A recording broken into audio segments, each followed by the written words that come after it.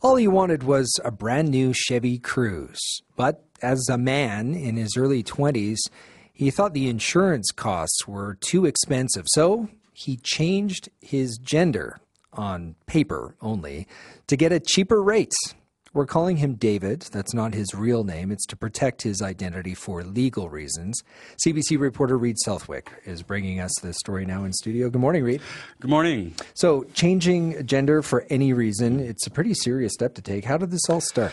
Yeah, it was actually back in the spring. David asked his insurance company for a quote on a new car. Now, David lives here in Alberta. He identifies as a man, and he's young. He's under the age of 25. The car he wanted was a brand new Chevy Cruze with all the bells and whistles. And that quote he got back from the insurance company was roughly $4,500 a year. Now, the rate was like that partly because he's young, partly because he had a collision and a ticket or so on his record. All that helped to boost his premium. But then David had an idea. He asked the insurance industry what his cost would be if he were a woman. And how did the company reply? Well, instead of having to pay $4,500 a year as a woman, he'd actually be charged just $3,400. That's more than a $1,000 difference. Now, according to Steve Key with the Insurance Bureau of Canada, there's good reason young men pay higher insurance premiums. It tends to be that young male drivers traditionally have more collision than young female drivers. The highest rates for young drivers tend to be in the range between 16 and 25. And then after 25, drivers do tend to see a reduction in their insurance if, of course, they've had a clean driving record up to that point.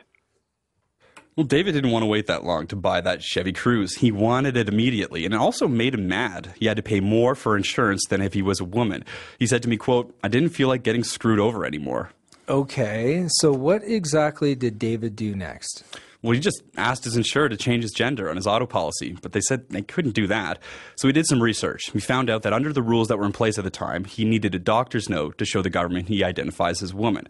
So even though, as he said to me, he considers himself completely man, he told his doctor he now identifies as a woman. And the doctor wrote him that note. David then sent the note and other paperwork off to the provincial government. And a few weeks later, his new birth certificate arrives in the mail indicating he's now female. All it took was a doctor's note?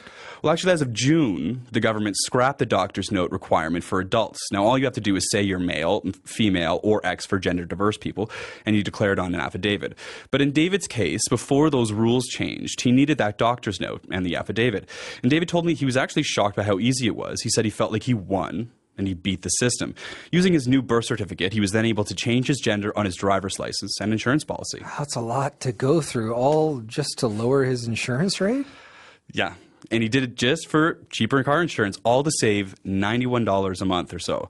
Now, David admits that the methods he used are actually intended for Albertans who really do need to change their gender on their ID to reflect who they really are. He says he didn't do it to criticize or ridicule transgender or LGBT rights or to show how easy it is to change genders. He told me his target was the insurance industry. Okay, so what do auto insurance companies think of this? Are they even aware of this gender loophole? Well, I did ask Steve Key with the Insurance Bureau if he had heard of men changing their gender for cheaper insurance. Certainly I've heard about the issue. Have I been presented with a number of cases on this? No. So I'm not aware of how many times this has happened. The gender of the driver is really just one of many rating factors. Insurers will look at the age of the driver, the vehicle, the driving record, whether you have tickets or collisions, and certainly where they live. So someone living in Edmonton or Calgary would be a bit of more of a risk of a collision than, say, someone in a smaller town in Alberta. Now, Key says he's really only heard of this anecdotally, but he warns if you're making a fraudulent claim on your insurance for any reason, it could have serious consequences. There's no rule being broken if a person is changing their records to apply for this, but you just can't select a gender for lower rates. You know, you're going to have to declare and sign all your documents and be truthful, or else you're making a fraudulent statement, and that might impact your future application for insurance and any other aspect of your life. Yeah, you think about travel with passports, being pulled over by a police officer. It raises all kinds of questions, Reed, including whether it's too easy maybe to change your gender in Alberta. Well, years ago, this process was actually much more difficult and discriminatory. You had to prove that you had gender reassignment surgery. And all that changed in 2014 when an Alberta court struck down that rule, saying the law actually violated the rights of transgender people. That decision helped lead to the current rules, which say what you have to do now is sign an affidavit swearing your gender identity. But for people like David, I guess it opens up the possibility to exploit the rules just to save a few bucks. Yeah, fascinating sign of the times. Reed, thanks for this. Thanks for having me. That's the CBC's Reed Southwick.